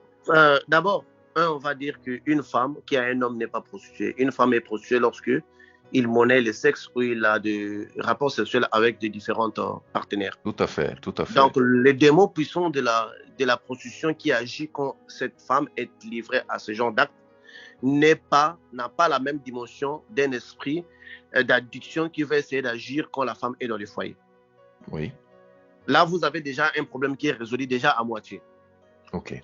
Une femme qui a eu parce que nous on a vu de frères, tu vois le frère là quand tu regardes son visage, il y a encore les laits dans son visage, tu vois même les laits nido, mais qui va aller prendre une femme qui avait fait la vie. Et quand ça arrive au lit, il fait un coup, de un coup là ça a pris 15 tierces. Il n'arrive pas à satisfaire la femme. La femme a juste des addictions, la femme a juste développé un certain niveau de voir si j'atteins ce niveau ici, ça veut dire que je vais avoir les rapports sexuels. On se comprend. Okay. Donc pour cette femme-là déjà, il n'est pas cette femme-là qui se marie, qui entre dans un foyer avec des envies un peu au-delà de la normale. Cette femme-là n'est pas déjà tourmentée par les démons de la prostitution parce qu'elle a quitté les célibats. De maintenant, il y a addiction qui est là. Ce que j'avais essayé de me faire comprendre en quoi. Elle ne peut pas arriver, vous taper sur la table, je ne veux pas que tu fasses ça. Tu vas lui emmener dans les traumatismes. Mon frère, moi je vais te dire quelque chose. Toi et moi, on avait des plats préférés et des bières préférées, mais aujourd'hui, on ne sait même pas ce que c'est devenu. C'est passé comme ça. Mais si quelqu'un était devenu, oh frère Patrick, toi tu dois arrêter de fumer maintenant. Ça n'allait pas marcher. Ça ne va pas marcher. Ça ne va pas marcher. Donc, il faudrait arriver à un certain moment de comprendre sur quoi la personne. Vous savez, quand une femme est la vôtre, certaines choses que vous lui faites, vous êtes en train de la déshonorer parce que c'est votre femme. Mais parfois, ça ne va pas au-delà de déshonorer quelqu'un. Parce que ses parents ne savent pas ce que vous faites à leur fille. Vos amis dans les quartiers ne savent pas ce que vous êtes en train de faire. Mais vis-à-vis de vous-même. Parce que, en tout cas, je vais vous dire qu'étant un homme, on doit avoir une certaine pudeur pour notre femme de la maison, qui est pour les bitches, pour les prostituées dans la rue. Donc, pour ce genre de femmes-là, elle a des envies. Parce que moi, en tout cas, je vais vous dire quelque chose. Une femme qui veut faire les rapports sexuels pendant 1 heure, c'est à vous, l'homme, de vous ajuster de les faire pendant 1 heure. Ça, il n'y a pas combat. Ça, il n'y a pas match. Ça, il n'y a pas dire que non, toi, tu dois rester là. Non, elle est de 1 heure, elle vient à 15 minutes. Non, tu dois demander des techniques. Il y a des techniques. Elle veut faire 1 heure. Toi, tu es sur elle. Ne te concentre pas sur elle parce que tu as éjaculé vite. Pense à ta maman qui était morte. Ah, maman Ferrer était morte. Ah, maman. Toi, tu pleures ta mère. Tu peux aller 1 heure. Ouais. Parce que tu n'es pas là. Tu n'es pas là. Tu n'es pas impliqué. Parce que ce qui emmène la précipitation, c'est l'émotion. Ouais, je ne connais aucun homme qui peut avoir la douleur de la mort dans le cœur et rester en érection. Ouais. Non, ça fait comme si ça tombe. Je te dis parce que je l'ai fait. Moi, je te dis, frère Patrick, tu es mon frère, vous êtes mes soeurs et mes frères. Il y a eu des jours où je fais les rapports sexuels pendant 5 heures du temps. Ça, en tout cas, il n'y a aucune de mes ex qui va dire qu'on s'est séparés, toi tu étais un polar. On va me dire sur autre chose. Mais en tout cas, ces côtés-là, dans leur cœur, ils savent que non, toi tu avais assuré. Si je fais les sexes, je peux faire 5 à 6 coups. Je ne suis plus jeune. Je suis déjà dans les trentaines, j'ai déjà dépassé. Je suis plus jeune. Mais c'est une discipline mentale, mon frère. Ce sont des techniques. C'est une discipline mentale. D'accord. Mais de là à penser à une mort, Seigneur. Au-delà de quoi? Jusqu'à penser à un mort, quand même. Ouf. Mais moi, je te dis que ça fait comme si ça tombe, tu arrêtes de penser à la maman, tu reviens sur le jeu. Quand tu penses, tu vois que l'excitation est toujours là, tu penses surtout à la couleur du cercueil. Ça met les choses cercueil. Je comprends. Ça une autre question. Ça vous déconcentre. Ce sont des techniques qu'on se parle ici, parce qu'on va avoir des frères qui vont assurer. On ne veut pas avoir des frères polars. Pendant que David en avait 5, Salomon en avait 1000, Abraham en avait 4, Jacob en avait presque 6. Et on a des frères polars. Ça fait honte. Ça ne sauve pas l'image du royaume. Tu vois, l'image du royaume, c'est aussi être un homme au carré. Ok, une autre question. Faire 2 mois sans coucher avec ma partenaire. Quand elle en vit, je rêve d'elle, qu'on est en train de faire l'amour. Est-ce bien ou mauvais? Il ne couche pas avec son partenaire. Cette personne qui fait 2 mois qui ne couche pas avec son partenaire mérite vraiment l'esprit même d'un cube. Un cube, même, c'est petit, il faut lui donner même Satan. Parce que comment est-ce que toi, tu peux rester 2 mois avec ta partenaire, tu ne couches pas avec elle? Déjà, ce qui fait que la personne ne couche pas avec son partenaire, c'est l'esprit que nous appelons l'incube, la femme de nuit, qui prend la partie de ta femme et tu te sens plus excité en rêve que dans la réalité. C'est déjà un démon qui est là. Et cette personne a besoin d'avoir une délivrance. Parce que corps étranger, quand on dort avec corps étranger dans les lits, on laisse ça dormir comme ça. Corps étranger. Ah, mon frère. Non, ça ne dort pas. C'est un corps étranger. Corps étranger. Nuisible à un ennemi dans les lits qu'il faut abattre. Il faut en tout cas. Non, ce n'est pas possible quand même. Si vous trouvez que c'est possible, ça veut dire qu'il y a la présence d'une femme ennemie, ou il y a quelque chose où il y a à parler avec votre partenaire, ou votre partenaire ne vous provoque pas assez. Il y a forcément un problème. Il y a forcément un Il y a problème. forcément un problème. Tu ne peux pas ne pas vouloir une personne physiquement et tu la veux dans les rêves. Il y a une panne qui est là. Une panne spirituelle qui doit être résolue. Autre question, est-ce que la spiritualité peut éteindre l'envie chez une femme? Jamais. La spiritualité révèle les envies. Quand on fait la spiritualité, votre truc là devient comme une antenne. Ça ne se repose plus. Parce que la spiritualité, en fait, ça réveille votre corps. Pourquoi la spiritualité fait que certaines personnes ne vieillissent pas? On maintient les mêmes vigueurs là. Moi, ça fait aujourd'hui, ça fait presque 19 ans que je ne suis jamais passé sur les lits de l'hôpital. Ni avoir la fièvre. J'ai eu parfois les dents qui t'ont fait mal ou bien les yeux parce que tu étais dans les froids ou tu as regardé le soleil. Mais je ne sais pas ce que ça veut dire avoir une fièvre, ça fait 19 ans maintenant. Je ne sais pas ce que ça veut dire. La spiritualité rajeunit le corps, donne des énergies au corps. Donc, une personne qui pratique la spiritualité, en tout cas, tu as dit que non, les pasteurs là ont mangé quelque chose. C'est comme ça s'active. Question, est-ce que l'éjaculation précoce, qui est aussi un des soucis dans une relation, peut être traitée spirituellement? Et pourtant, rares sont les pasteurs qui en parlent. Non, c'est pas ceux-là qui en parlent là. Tu vas voir parfois dans ce recours, il a juste couché avec une seule femme. Non, c'est d'abord psychologique. Tout homme qui souffre de l'éjaculation précoce, il souffre d'abord d'une émotion du corps de la femme. Parce qu'il y a des choses qui emmènent l'éjaculation précoce. Il y a des hommes, par exemple, avant de coucher avec la femme, il était déjà dans les pornos. Il a regardé les pornos, Et que vous savez, quand vous regardez déjà les pornos, déjà, ça prépare déjà l'éjaculation. L'éjaculation est à côté. Et quand vous pénétrez automatiquement, ça y est. Et quand vous regardez les films porno, vous regardez plusieurs femmes. Vous avez des images de plusieurs femmes qui vous hantent dans la tête. Et ça peut causer l'éjaculation précoce parce que vous avez en fait brisé. Mais quand vous êtes focus sur une seule femme, vous allez voir que vous allez commencer les rapports sexuels avec une excitation qui n'est pas à 100% déjà, qui peut être à 30%, mais qui augmente, qui accélère par rapport par rapport à vos pénétrations. Et ça va vous prendre un peu du temps pour arriver à terme là, de l'éjaculation. Ok. Donc, ceux-là qui disent des éjaculations précoces là, c'est plus parce qu'ils ont brisé quelque chose à l'intérieur de leur mental là.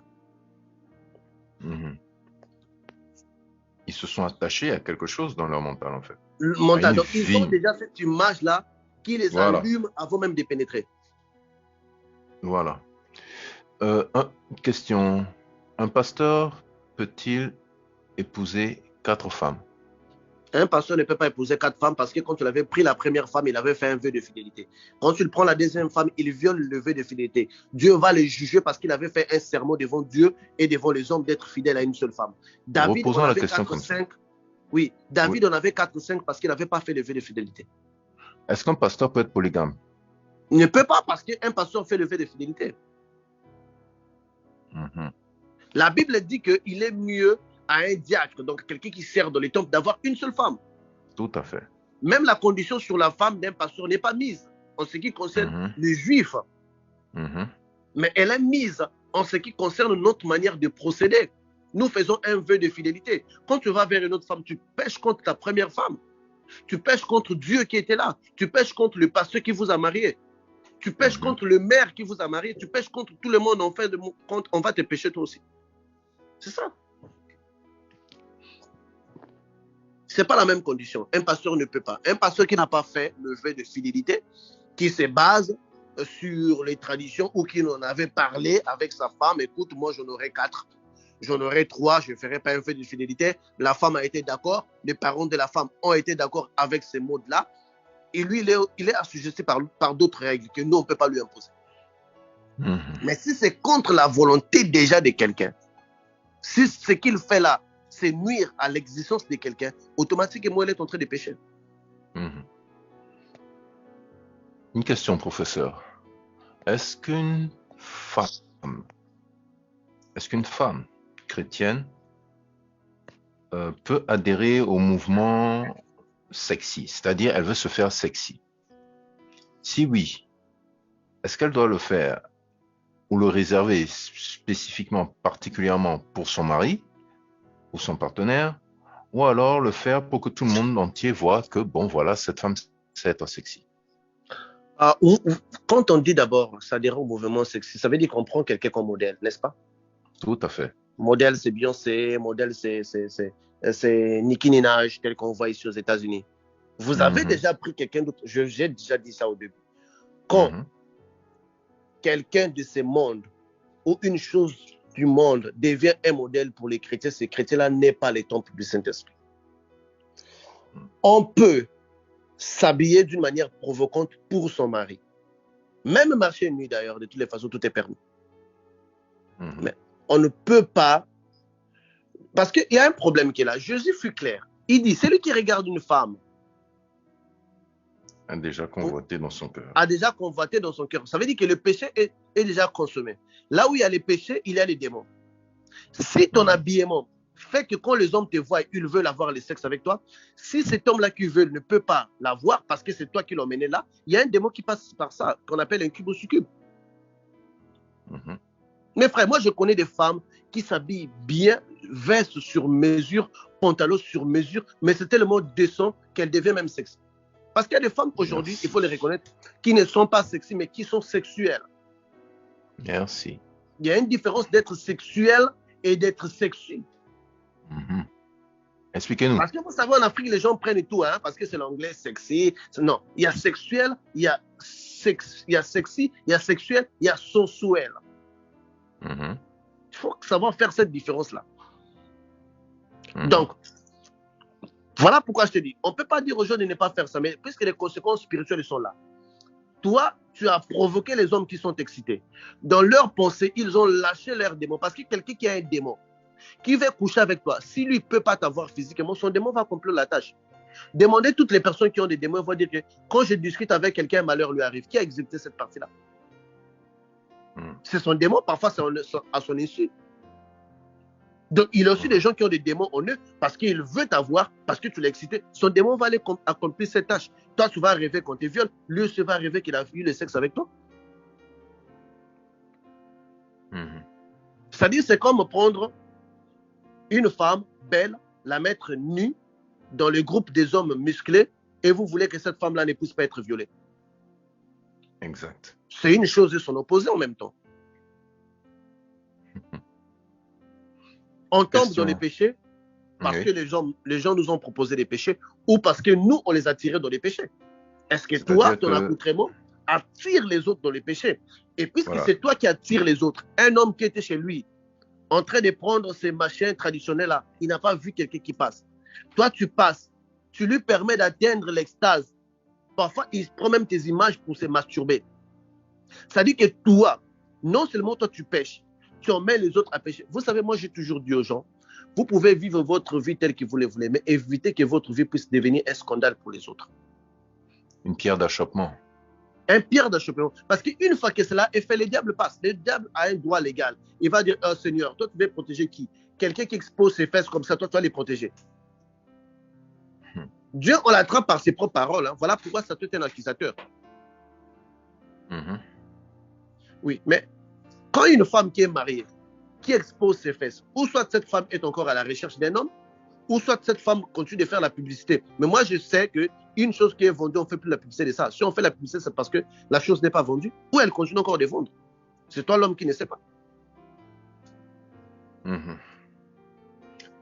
Merci. Question. Quelle est la conséquence du fait qu'un pasteur couche avec les sœurs de l'Église?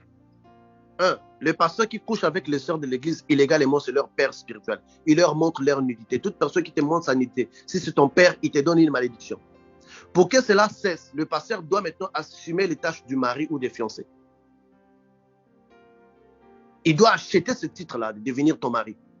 Là, quand tu le vas avec toi, il va avec toi comme étant ton fiancé. Mais si cela n'est pas fait, il garde une seule facette qui est ton père, donc il te maudit. Et quelles conséquences pour son ministère? Mais le ministère de cette personne-là n'a d'abord pas eu un ministère. Cette personne n'a pas un ministère. Un ministère, ce n'est pas avoir des bancs et une chaise. C'est d'avoir quelque chose en toi. Beaucoup ne l'ont plus. Ces pasteurs-là n'ont pas un ministère. Ils ont des adeptes dans leur église, mais ils n'ont pas un ministère. Avoir des adeptes et avoir un ministère, ce sont deux choses différentes. Il n'a pas un ministère. C'est un voyou qui a des adeptes, mais il n'a pas un ministère. Parce que le plus grand problème, c'est quoi? Un pasteur qui tombe dans l'impudicité, au travers de son église, doit demander pardon à son église. S'il ne le demande pas, Dieu ne le pardonne pas. Voilà pourquoi beaucoup de pasteurs en enfer. Parce qu'il y a des péchés qui passent par toi. Il y a des péchés qui passent par les autres hommes.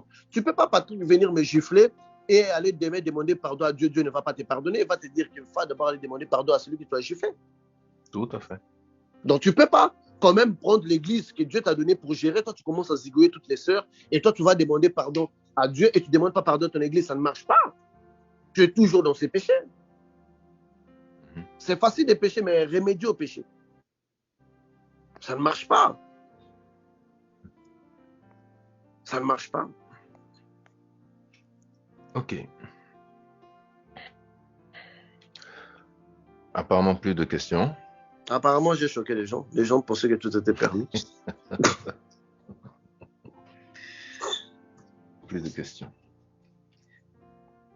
Alors, donc, je sais que beaucoup de gens sont encore esclaves de plusieurs pratiques. Vous n'étiez pas né avec ça. Vous les avez appris quelque part dans des livres. Avant que vous les appreniez, vous aviez une vie. Avant que vous les appreniez, vous avez vu la femme autrement. Vous l'avez vu, quelqu'un avec qui vous pouvez avoir ça. Ces choses sont arrivées dans vos vies parce que, justement, vous les avez mis dans votre vie. Tout ce qui vient après peut changer. Ce n'est pas un ADN. Ce n'est pas les sons qu'on ne peut plus changer dans votre corps. Donc, ça veut dire que vous pouvez aussi les rejeter. Je vous encourage à faire beaucoup d'efforts. La spiritualité, je le répète, on peut arriver tel que nous sommes, faire tout ce que nous voulons. Mais quand on songe s'élever, quand on songe devenir un vrai dur, il y a des choses qu'il faut laisser. Moi, peu importe la beauté de la femme, je vais te dire que moi, je vais t'exécuter pendant 5 heures si tu veux, pendant 3 heures si tu veux. Tu veux 5 coups, 6 coups, il y en a encore dans ce corps. Mais on va éviter ça, on va éviter ça, on va éviter ça parce que ce n'est pas important.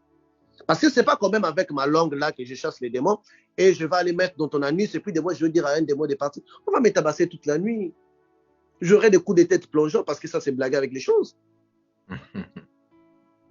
Ou soit tu t'en soucies. Voilà pourquoi je dis toujours aux gens, toutes les femmes ne sont pas faites pour être les femmes des pasteurs. Et une femme qui veut devenir la femme du pasteur doit d'abord remettre en place les fonctions de son corps. Donc, doit d'abord travailler sur sa personne. Doit poser d'autres centres d'intérêt. Ce sont des centres d'intérêt. Ils peuvent changer. Ils ne sont pas conditionnés que ça doit être ça. Non. Ils sont venus, ils peuvent partir. Tout ce qui vient peut partir. Mais à une condition de faire le même travail que vous aviez fait pour ça. C'est ça. Donc, il y a des choses qui peuvent être aujourd'hui exister dans plusieurs... D'ailleurs, ça me vient même à l'esprit, beaucoup de couples chrétiens n'obtiennent pas l'approbation et n'obtiennent pas la faveur de Dieu dans leur prière parce que leur lit est tellement trop sale, leur lit est souillé. Et quand le verset que tu as lu là, les 4 choses dont l'Éternel avait parlé, dans la fin, l'Éternel a dit, c'est pour cette raison que j'ai banni ou j'ai chassé ce peuple-là devant moi. C'est pour cela. Oui. Donc, ce genre de pratiques-là, emmène juste l'Éternel à vous bannir. Emmène juste l'Éternel à vous bannir. Emmène même certaines bénédictions, parce que quand vous ment par la bénédiction, ça tombe de l'obéissance. Et la prophétie, on l'obtient dans l'obéissance. Sans l'obéissance, la prophétie est un mensonge qu'un pasteur vous a dit. Parce que ça ne va pas se réaliser. L'attente de la prophétie, c'est dans les conditions. Je sais que ce n'est pas facile. Je sais que vous pensez pour que ce soit les sexes, ça doit être ça. C'est bon. Faites 1 mois. Une fois que vous faites ça, le reste du temps, ne le faites pas. Vous voyez, si vous allez survivre, vous n'allez pas survivre.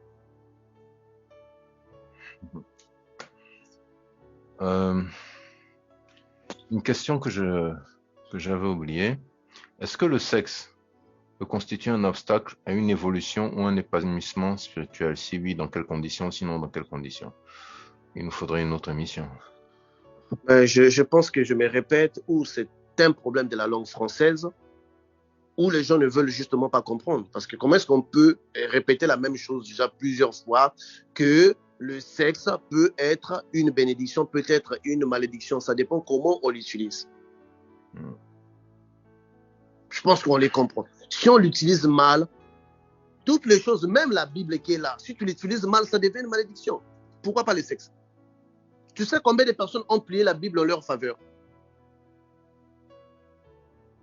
Je pense que même la personne intéressée... Même Dieu qui est là, quand vous l'utilisez mal, il devient un désavantage. Vous savez que le prophète Élisée avait appelé des ours pour dévorer 40 petits enfants qui s'étaient moqués de sa tête. Tout à fait. Et quand Jésus est venu, il a dit que tous ceux-là qui sont venus avant moi, c'était des voleurs. Jésus les a qualifiés tous des voleurs parce qu'ils ont détruit des vies. Et lui, se nomme les bons bergers parce qu'il ne vient pas pour détruire une vie. Donc, tout ce que Dieu nous donne, si on l'utilise bien, ça devient une bénédiction. Si on l'utilise mal, ça devient une malédiction. Même l'argent. Et les personnes doivent être conscientes de cela. Donc, si on sert Dieu avec notre corps et avec notre esprit, quelque part, notre corps doit correspondre aux normes dans lesquelles Dieu établit pour être une nation que Dieu approuve. Tu ne peux pas quand même te proclamer fils de Dieu, fils aimé de Dieu, pendant que toi, tu lèches le cul. Mais non, va seulement dans une toilette, dans un WC, ouvre, prends 3 cuillères de caca, mange, au lieu d'embrouiller les gens. On a un père spirituel qui est saint. Je sais que moi, voilà pourquoi j'aime pas mettre de barrières pour les gens. Je leur dis seulement, quand vous allez commencer à évoluer spirituellement, certaines choses, vous allez les juger inutiles. Certaines choses, vous allez les juger inutiles. Parce que vous avez évolué. C'est difficile de convaincre une jeune femme de ne pas mettre le make-up. Mais une vieille, une maman de 50 ans ou de 60 ans, c'est pas difficile parce qu'elle a grandi. Donc, il y a des choses qui viennent avec votre épanouissement spirituel. Et quand la personne commence à sentir Dieu plus proche de lui, il sait que quand j'avais fait ça, j'avais senti Dieu un peu loin. Donc, automatiquement, pour rester plus proche, il ne faudrait pas que je fasse. Dieu, c'est quelqu'un qui sait vous inculquer quelque chose. Nous, on a fait l'expérience, quand on était mangeur de cul, il y a des démons qui, tu les chasses, la nuit, viennent te taper. Mais quand tu as cessé de l'être, les démons ne viennent plus te toucher. On a demandé, mais qu'est-ce qui se passe là? Tu crois, oh non, donc ça. Toi-même, tu commences à te corriger. Toi-même, tu commences à te corriger. Donc, le sexe contre nature, je vais encore interpeller ma soeur, toi qui es célibataire, toi qui demandes à Dieu de te donner un homme. Si tu as un sexe en plastique, sache que tu as déjà un mari. Dieu ne donne pas un mari à une femme qui a déjà un mari. Tu as déjà une femme d'un plastique.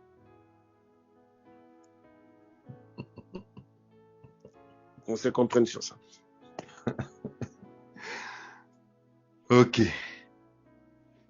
Alors, frères et sœurs, je ne vois plus d'autres questions. Nous sommes arrivés donc à la fin de cette émission. Merci pour votre attention et votre participation.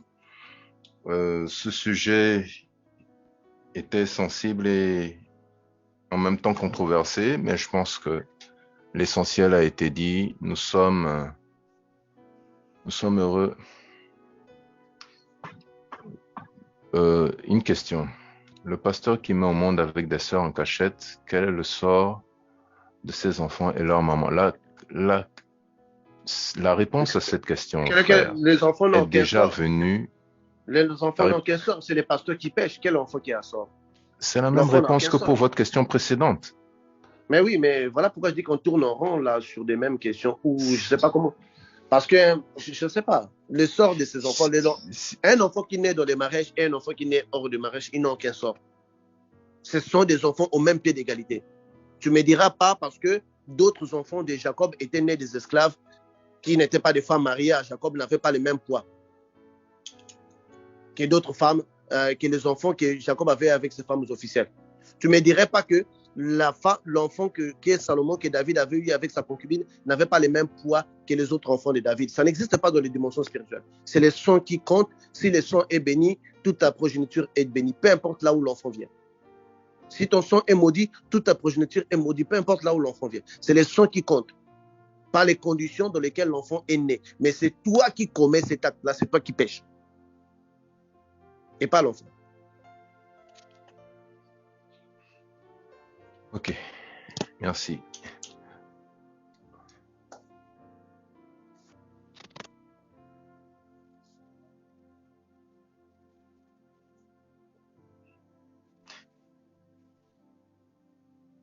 Bon, frère, vous qui venez de poser cette question. Bon, je pose la question. La sexualité dans le spirituel, souvent on peut physiquement aimer, prier et sentir le Saint-Esprit. Mais on fait des songes, on se voit convoiter des femmes. On se voit vouloir coucher avec des femmes, alors que physiquement, ça ne nous traverse pas l'esprit. Qu'est-ce que ça signifie? Ou soit la personne a des maris de nuit, la personne a besoin d'une délivrance, ou soit la personne a une tête insane. Parce qu'il y a beaucoup de gens qui disent qu'ils ne convoitent pas, mais qu'est-ce qu'il a regardé le long de la journée? Ça peut ouvrir des portails. Parce que, vous savez, quand vous allez sur Google, automatiquement, quand vous entrez, on va vous donner votre dernier historique, ce que vous avez vu durant les temps. On sait au moins quels sont vos besoins. Donc, Google peut vous envoyer des choses par rapport à vos besoins. Sur ce que vous consultez. Satan aussi sait que vous n'avez pas de sexe, mais vos photos préférées, c'est celle de voir des sœurs nues. Il va aussi vous ramener ça, il va vous mettre ça dans votre package. Vous ne faites pas les rapports sexuels, mais quelle est votre pensée? Quelle est votre pensée? Parce qu'une personne qui a un mental saine peut même voir une personne nue dans son rêve, mais il ne sera pas excité.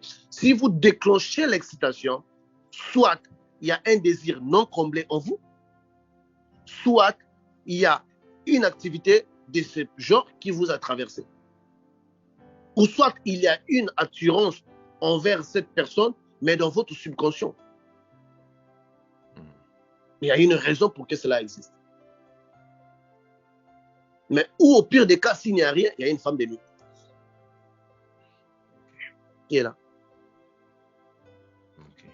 Parce que quand on ne se ment pas de chrétiens et de chrétiennes, on a beaucoup de masturbateurs internationaux là, qui se sont masturbés en Afrique, ils se masturbent maintenant en Europe, ils se sont masturbés partout dans tous les continents.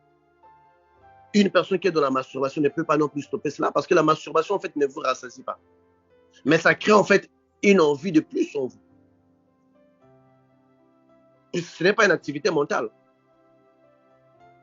Donc, une personne qui lui-même se masturbe, donc on appelle un guitariste, donc il n'a pas à dire qu'il y a des maris de nuit derrière. Il doit d'abord arrêter de jouer la guitare. Donc, c'est simple. Et c'est sur ces mots que nous terminons véritablement l'émission de ce soir. Encore une fois, nous vous remercions. Merci pour votre attention, merci pour votre participation. C'était chaud et réveillé. Attendez-vous à avoir encore durant cette année d'autres thèmes aussi alléchants que celui-ci. Et au reste, que l'Éternel vous bénisse et vous garde.